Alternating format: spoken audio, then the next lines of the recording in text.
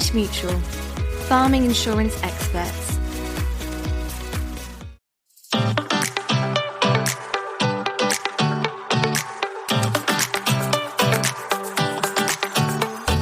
Hello and welcome to another episode of Farming Focus, the podcast for South West farmers brought to you by Cornish Mutual. I'm your host, Peter Green. Today we're focusing on the dairy sector, which has seen a prolonged drop in prices, although more recently there have perhaps, and we'll hear this later from Chris Walkland, been some signs of recovery. For reference, we're recording this on the 10th of March 2026. In this episode, we're going to explore the reasons behind the recent volatility, as well as some strategies to navigate periods such as this and the challenges that come as a result.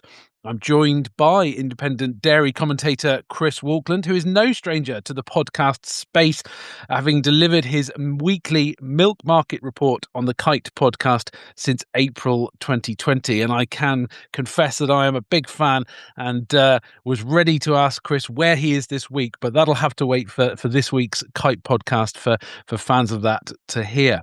Also with me are Devon dairy farmers Christopher and George Coutier. The Coutier family were named Dairy Farmers of the Year and Overall Farmers of the Year in last year's South West Farmer Awards. Chris, welcome to the show. Can you just give us a short introduction to your role and how you came to be doing what you are? Oh, well, I started as an agricultural journalist about 30 odd years ago and kind of fell into the dairy industry and haven't really escaped. Over the last probably 10 or 15 years, I've specialised really in the markets and do a market report every 2 weeks for the Provision Trade Federation, which is a membership organisation for a lot of the processors and traders, and babble on in various magazines and podcasts about the markets and what they are doing. Very good. Thank you ever so much. And Christopher and George, welcome to you as well. Can you tell us a bit about yourselves and your business, please? Hello, well, we are the Coutiers on the edge of Dartmoor, where we started dairy farming back in 2018. Coming from beef and arable system that Dad was running, so myself and my brother were very keen to come home farming. We enjoyed the beef and arable side, but we knew it kind of wasn't what we wanted to do long-term, maybe, as a business.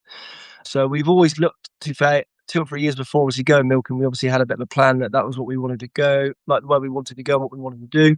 And to be fair, the way the farm is and everything, it kind of does lay itself quite nicely as a grazing herd. So we started as a spring and autumn block grazing herd. And then to be fair, in the last 3 years, we have transitioned as we moved, as we were with Credit and Dairies, and as we moved to Saputo, we moved to an all autumn block system. And to be fair, for the last 3 years, it has gone pretty good, to be fair, really. Great stuff. Chris Walkland, coming back to you, we've seen this drop in milk prices since I think probably the autumn of last year. Can you give us an overview of exactly what's been happening in the markets to drive that change? We've just seen since the autumn of last year the biggest drop in milk prices over a short period of time in history, I think, where milk prices have gone from the mid 40 pences down to the 30p threshold, 30 to mid 30s maybe, if you're lucky. That has been a reaction to the huge milk volumes that have been produced all over the world, not least over here. However, more recently, we have seen a somewhat inexplicable increase in commodity prices, which I think next month will result in the first meaningful milk price increases that we've seen since August. Perhaps not for the Southwest, because I don't think the Southwest generally is seeing the lowest of the milk prices, but I think elsewhere we will be seeing some price rises from some processors. Okay, and just to labour that point, probably from my point of view, that's because global commodity prices, cereals, other inputs are going up, so supplies come back a little. Is that why?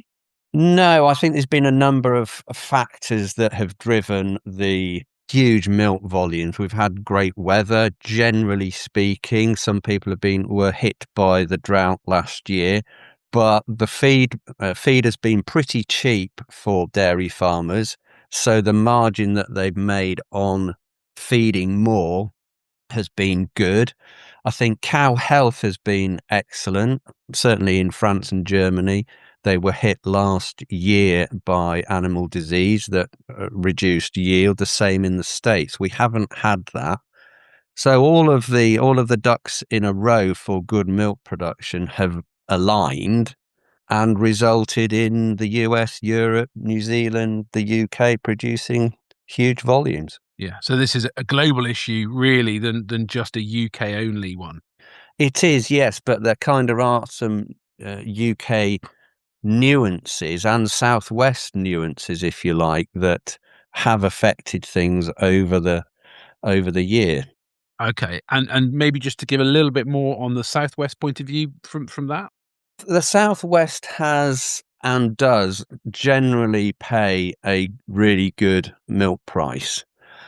If you take Saputo, for instance, which the Coutiers supply, and if you talk to the traders about Saputo, I think they are really getting their business in better shape than was perhaps the case 2 years ago. You talk to the traders, and I know from them that Saputo do not have any cheese to trade for 2026.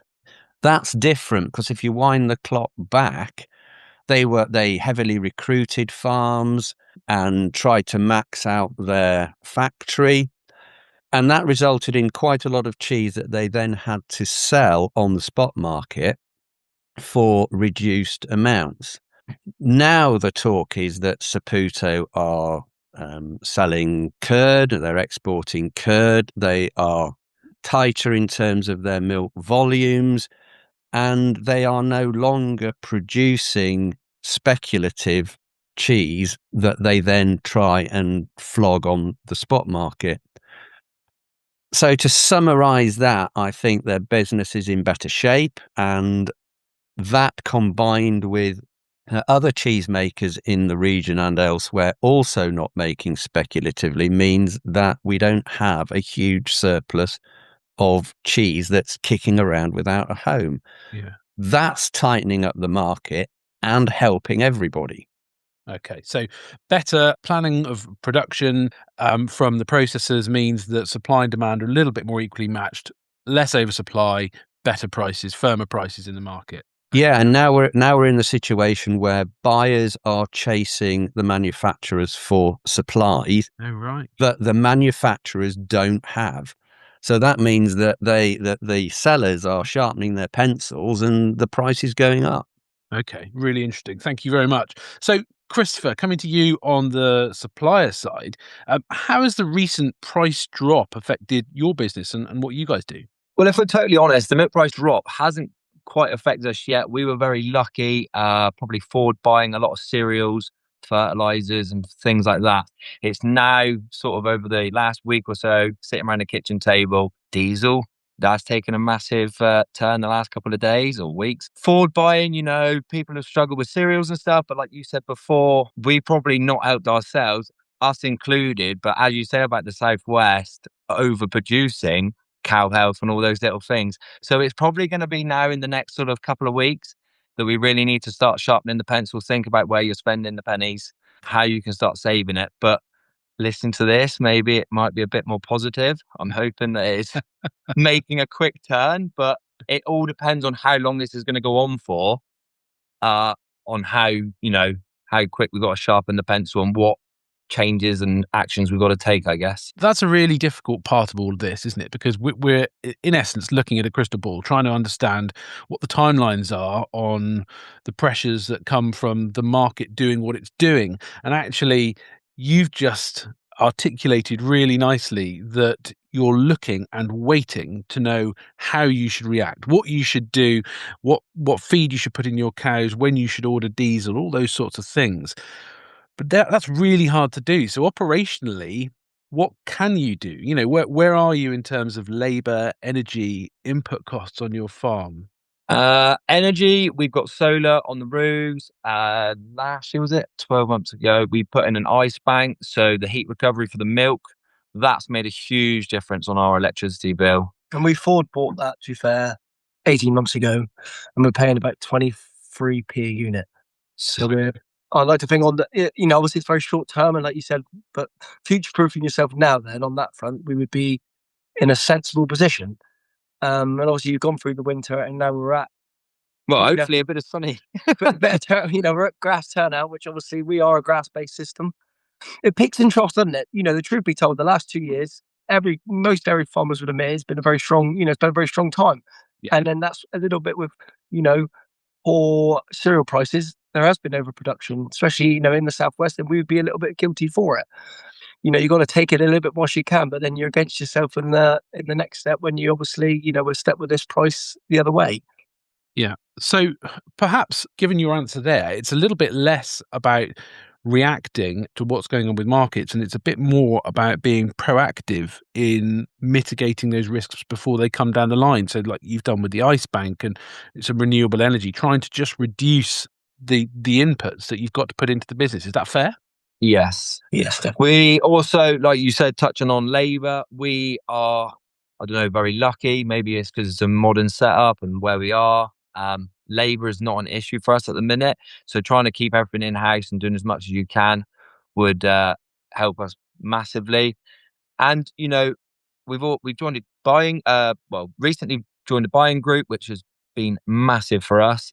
And 6 or 8 years ago, we joined a grazing group, and the consultant there is very good. He'd always say, go and get free quotes. Doesn't matter how good the milk price is, doesn't matter how poor it is or whatever, you must go and get free quotes. And I guess everyone would probably, they held their hands up maybe in our last CFP meeting back here in February, saying, oh, we were a little bit lax, we didn't need to do that. And I guess now with what's happening and that the CFP meeting, it was, I don't know, sort of put back to the front of our memory, should we say, and saying we should really be focused on what we're spending our money on and do we need it? Does that make sense? So CFP, comparable farm profit. Yes. So that's where people in different discussion groups come together and compare their results on a like for like, an adjusted like for like basis, so that people can look at what they're doing. So okay, so it's coming back to sharpening the pencil and really looking at inputs.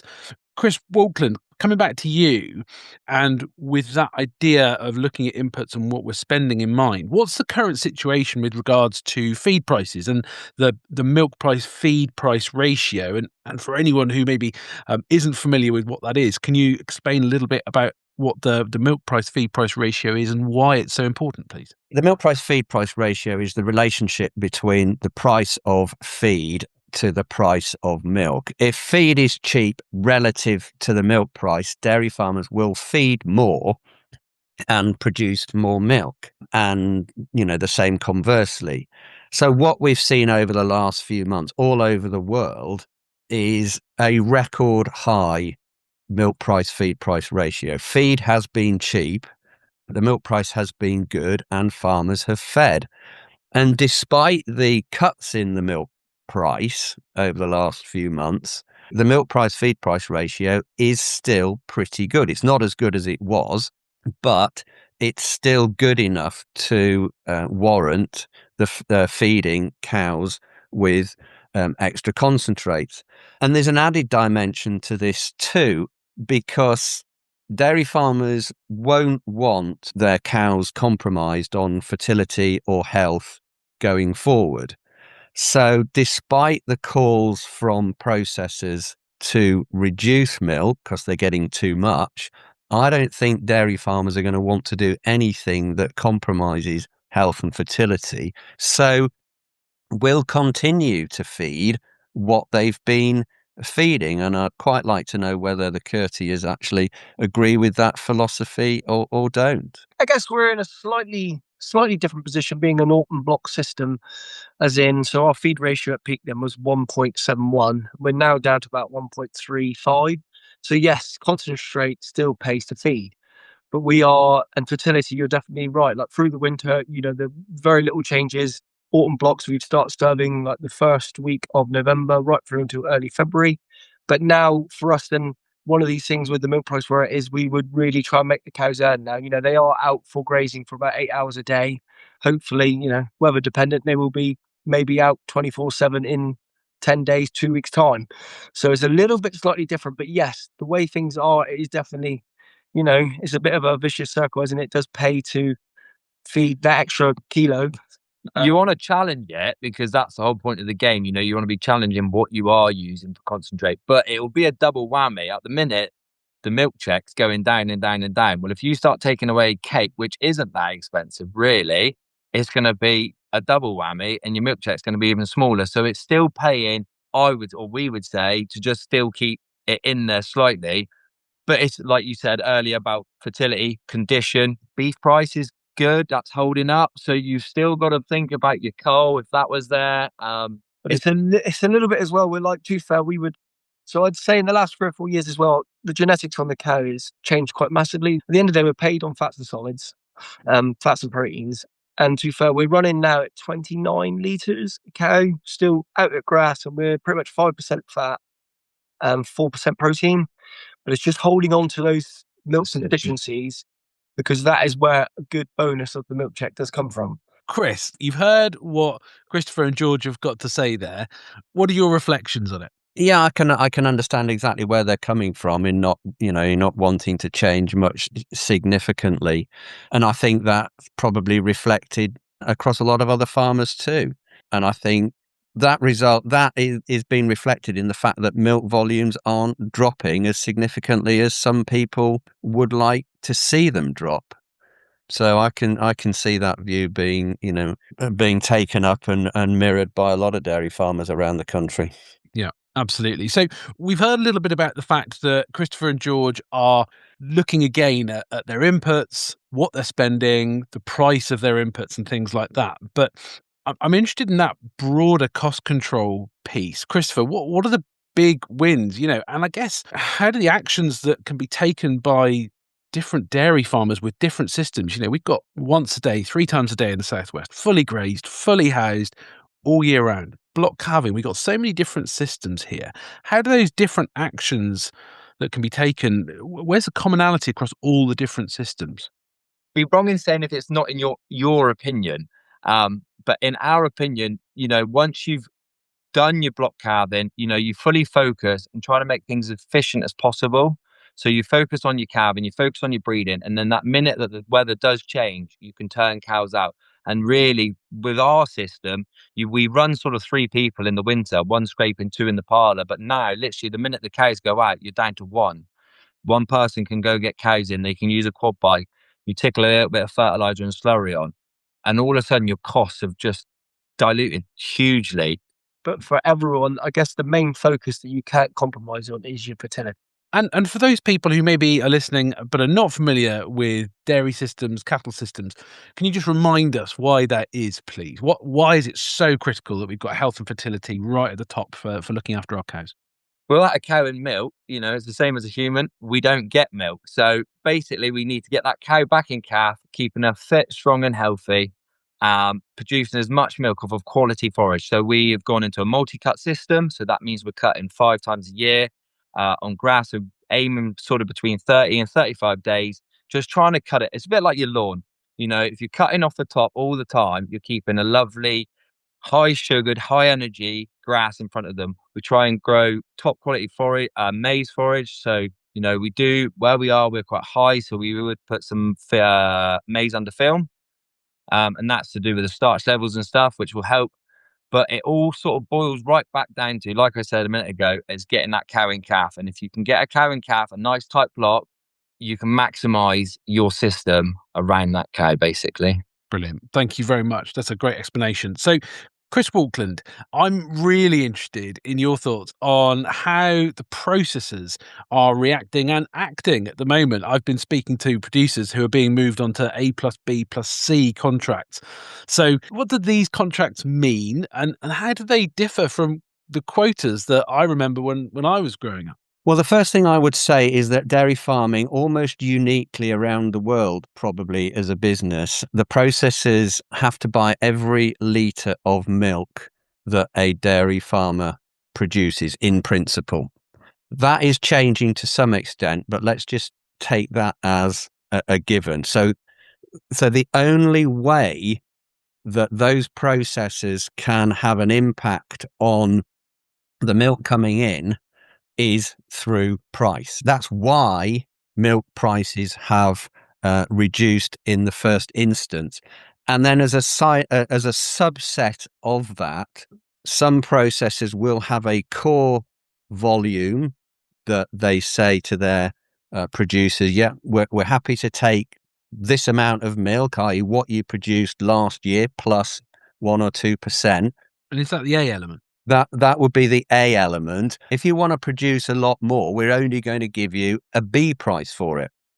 And that could be the traded spot milk price, about 20p, say, 18 to 20p now compared to a 30p A price. Some of them have said, we'll pay you a penny for surplus milk that we don't want because we can't process it. In the B element? In the B element. And another processor in the south has basically said, we'll pick up X amount of litres, i.e. what you produced last year, plus a percentage. After that, we're not going to pick it up. We're not going to pay for it. You have to dispose of it. It's because the processors have to pick up all of the milk a farmer produces. It's a very blunt instrument through the price to try and control that. Yeah, and I guess there's got to be a bit of a lag. The very process of feeding a cow, getting milk out of the cow, and responding to prices which are given to us by dairy processors, that there's going to be a lag on that, isn't there? It's not going to be quick. There's normally a 4 or 5 month lag between a change in price and a change in production. That's what historically we have seen. Yeah. Whether that changes now, I'm not sure. I think it probably might, because this year we haven't seen any change. And I've kind of got a gut feel that, the dairy farmers that we've got left now, the ones that have survived all of this volatility in the past, they're professionals now, they're pros, they're not amateurs, they're not in it with 50 or 100 cows. There are a few of those still, but not that many. And these guys are professionals and they know what works, and they're going to continue to do what works. I was going to ask next, Chris, about signs for optimism, things that we can be positive about and where the milk price is heading. What are your thoughts on that? Well, up until a week ago, things were looking really good. There's been an extraordinary run of auctions on the global dairy trade. We've had some of the best auction results for 5 years, somewhat inexplicably given the amount of milk that is being produced around the world. So that has changed the sentiment in the market. We've had really, really good exports. Some of the Southwest cheesemakers are exporting up to or over 40% of what they make. Quite a lot of that is going to the States, so that brings in the comings and goings on tariffs, but we'll park that one for now. So we've got the positives of the GDT, we've got the positives of exports, the positives that the cheese make is actually very tight because we've exported a lot of curd. And for some reason, over the last week, the mozzarella price has soared because demand for mozzarella is currently insane. And that's where we're going to see some of the first milk price increases. And I think they'll come for May. At the CMEX conference in January, I didn't think we were going to get milk price announcements until June for August. So they are coming a lot faster than what I and anybody thought. It then begs the question, will this continue? Well, at the moment, the fundamentals in the marketplace are kind of getting left behind and ignored. Right? And the fundamentals of supply and demand, lots of supply, demand okay, those are getting left behind for sentiment and now panic buying in relation to the war. Okay, so just a reminder for listeners, this is coming out, this episode will be coming out towards the end of March, around the 24th. We're recording today on the 10th of March. So Chris's comments about markets are obviously relevant and relative to that. But the war in Iran is about 2 weeks old, give or take. And it's interesting to hear how that sentiment is overtaking the market, the basics of economics of supply and demand. And I guess one assumes that the supply and demand will kick in at some point. The question is, when will that kick back in over the sentiment? Well, what's happening now is this panic buying. So buyers have brought their buying plans forward, and it's no longer a question of, can I get stuff for the price point I want? It's, can I get stuff at all? That relates to shipping. The Straits of Hormuz, which is closed, comes into play there because that's an entry point to lots of different ports in the Gulf states. That's going to affect Southern Hemisphere shipping more than Northern Hemisphere because we can apparently use Jeddah and then transit stuff overland to Saudi. Okay. But it's a lot more expensive. It's a lot more risky because we're going over more borders. Yeah. And when you get to a border, you get hassle. Yeah. So it's not really particularly clear cut yet how it's going to affect supply in the long run, and that's that supply not as in production, that supply as in transit.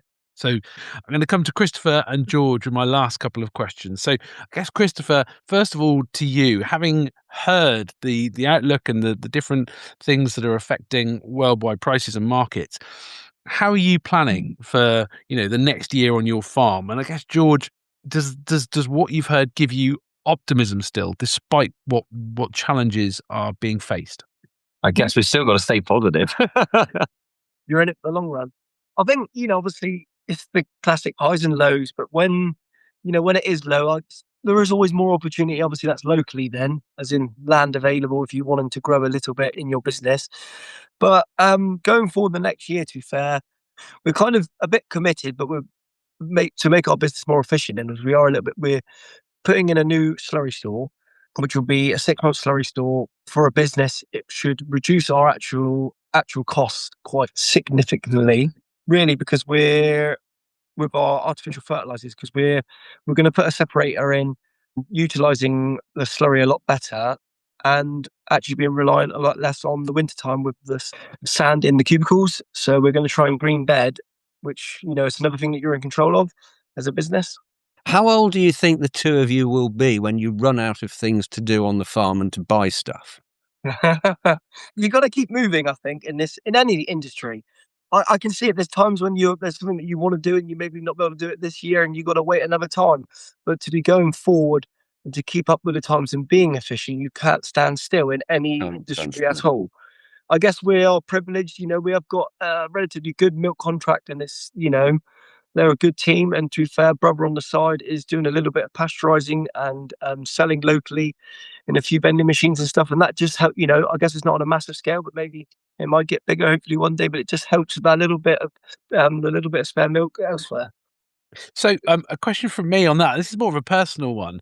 We talked about not standing still. We talked about moving forward. What's the motivation? Why are you doing it? What's the objective? What drives you every day when you wake up? The alarm. Want to get up? No, why do we do it? It's because it's new. We were both, me and brother, come home from school, college, 10 years ago. Dad, he sort of says it. He was sort of sat in a rut with him and his dad. We would come home summer holidays, help do the harvest. Oh, brilliant. We'd go back to school. He would spud all the wheat back in, and the year would go again. Do you know what I mean? And it's now, the consultant's been saying to Dad for years, you ought to go dairy. No, the time's not right. You ought to go into dairy. No, the time's not right. And then it was, right, what are you two doing? Right, we'll come home. We want to go farming. I've sort of had a passion as a young age. And then the milk price was at 2016, right down on the floor. We had a bit of power, I guess, to buy the parlour, make a few decisions, go and buy cattle and that. Cattle, beef price wasn't that strong back then. So cattle were cheaper. And it helped us. But don't get me wrong, you were planning, trying to get a milk contract, buying a parlour, buying cattle, building. I didn't even feel like a farmer for 2 years. You were just building and that. But I guess what drives me, is every day you see what you've come from, where you're growing, how this place has expanded. And it's just like the opportunity going forward. Yeah, I'd agree. I would say, it's the opportunity, I guess. I would say just gives you that little, if you like you said, I guess you are professionals in most obviously things you do. And if you are to a degree, it gives you an opportunity to do something else. If you're really, anything in life, if you want to work for it and give it a go, you should get rewarded, which, I feel like we do, to be fair. Yeah, that's We've got- fascinating. if we've got to have a quiet 12 months, then we've got to have we've kind of stitched ourselves up a little bit before. Like brother said, we've got a calf shed going in and a slurry store. They've kind of got to happen for one reason and another to try and make this place a bit more efficient. But if it's just like changing that tractor or doing something else or trying to buy a bit more land, well, that's probably got to be put on hold for now. If the milk price can then take a turn and we can regather ourselves and go again, well, happy days. Interesting to hear you say you didn't feel like a farmer for 2 years. I know a lot of farmer friends who would feel the same just from that pace of change that they're having to go through. There's a clear drive and a determination that comes through from what you're saying. And part of that drive comes from seeing progress, from seeing change. And that's really interesting. A lot of people don't necessarily see that. So there's something of a virtuous circle there. When there's change in a business, it drives you on for more change. But also, you've seen opportunities with the low cull beef price, the opportunity to get in to the industry, and you've taken it. But the thing which I'm really interested to hear you talk about, and Chris mentioned it early on in the show, is about being professionals. And actually, farming is about being professional now. We are past the age of being enthusiastic amateurs.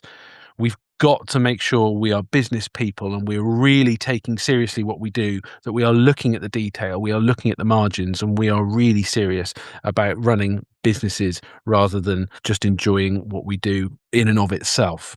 That can come, but we've got to be serious about the business. Gentlemen, it's been such a great show. Thank you so much for all of your thoughts. I'm going to come to each of you now for one message you'd like to leave farmers with that are listening and perhaps feeling the pressure from the low prices that we've got in dairy at the moment. Chris Walkland, I'm going to come to you first, and then George and Christopher. I think you have to be the best that you can at what you do and focus on costs and getting your costs down, because you can't actually do anything about your milk contract at the moment because you can't change your milk contract. You've got to get the best out of your milk contract, whoever that is with and whatever they pay you for.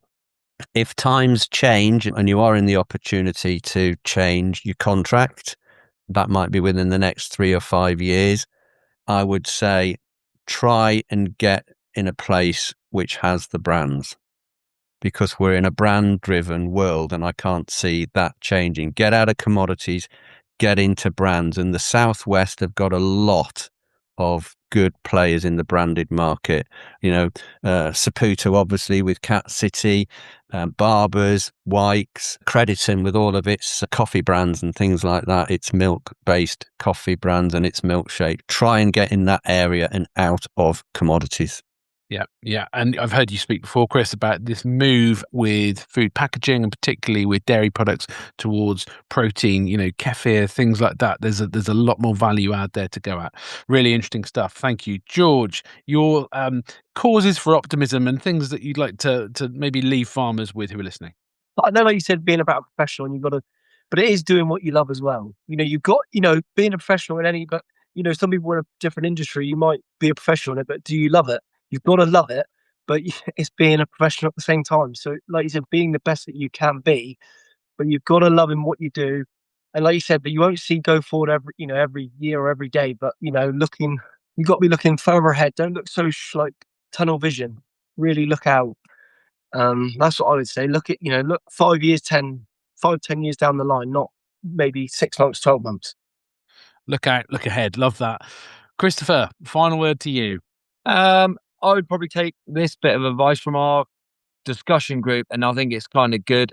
We all enjoy the highs and stuff, and you can spend the money willy-nilly, but it's then challenging yourself, getting your quotes, and sort of enjoying the lows the best you can on how much you can challenge yourself and try and flip it on its head. Brilliant. Thank you very much. Sadly, that's all we've got time for today's episode, but it's been a fantastic conversation with Christopher and George Coutier and Chris Walkland. Thank you so much to all three of you. Cornish Mutual, farming insurance experts. It's time for this week's Showstoppers. It's been a fantastic conversation with Christopher, Chris and George. There seemed to be consensus around the fact that as business people, we can't stand still. Change is a constant, but it's also something that we have to be comfortable with and we have to embrace. We have to be making sure that our business is agile enough to be ready to move. There was also a piece around professionalism, and I think it's really important, the differentiation that George made, that just because we are being professional in the way we run our businesses, it doesn't mean we don't love them. We need to love our businesses if we're going to stick with it for the long term. But that professionalism looks like understanding our numbers. It's about focusing on detail and the technical pieces around producing a product efficiently. And it's about understanding the market that we're trying to sell into and the requirements of selling into that market. But the final point that I really want to pull out was something else that George said.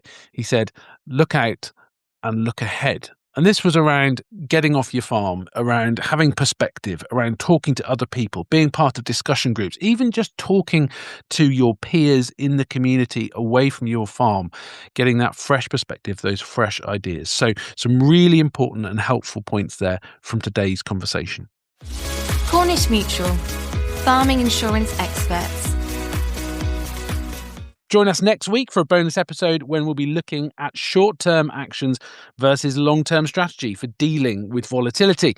Please do get in touch with any feedback, questions or suggestions that you have about the podcast. We would love to hear from you. Send us an email to podcast@cornishmutual.co.uk. Check out the show notes for more information on today's episode, including the link to our podcast disclaimer. You've been listening to Farming Focus, brought to you by Cornish Mutual. I've been Peter Green. Until next time, it's goodbye from me and everyone in the Cornish Mutual podcast team. Cornish Mutual, farming insurance experts.